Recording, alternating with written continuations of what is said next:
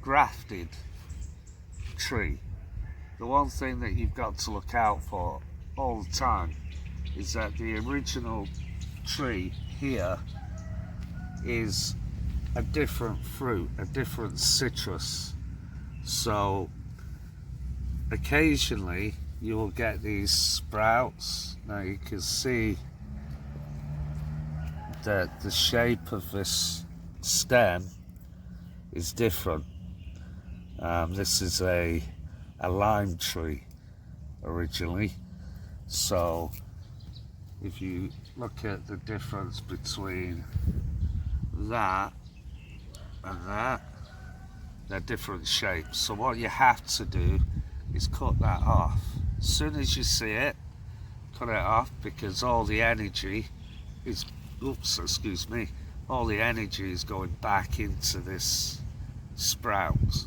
So as soon as you see it, cut it off. So that's a good tip for growing fingerlime or any other grafted tree.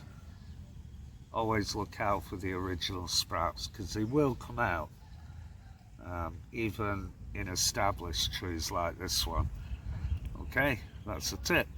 Okay, so this is one that we've replanted, and this is an emerald, and you can, my wife gets really close in, you can see how tiny these flowers are. So this, my wife will span around it now. Okay, there's flowers down here, and the dog, as always. But there's fruit growing on this one. Again, it's the first year, so we'll just take the fruit off. You don't like taking the fruit off because you feel like you're winning, right? And it's doing well.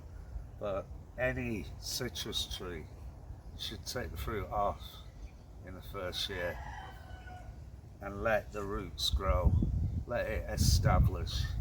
Because if you don't, all the energy is going into the fruit and not the roots. So the second year, it might not even fruit. Isn't that right, Bacon? Yeah? So, that's what you need to do.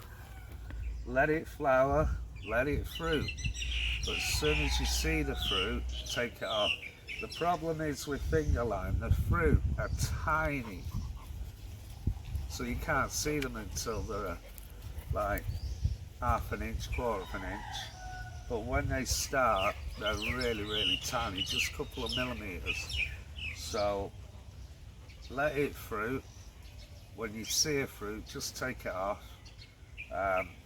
You're not going to enjoy that. You want it to fruit, but in the first year, that's essential. Okay.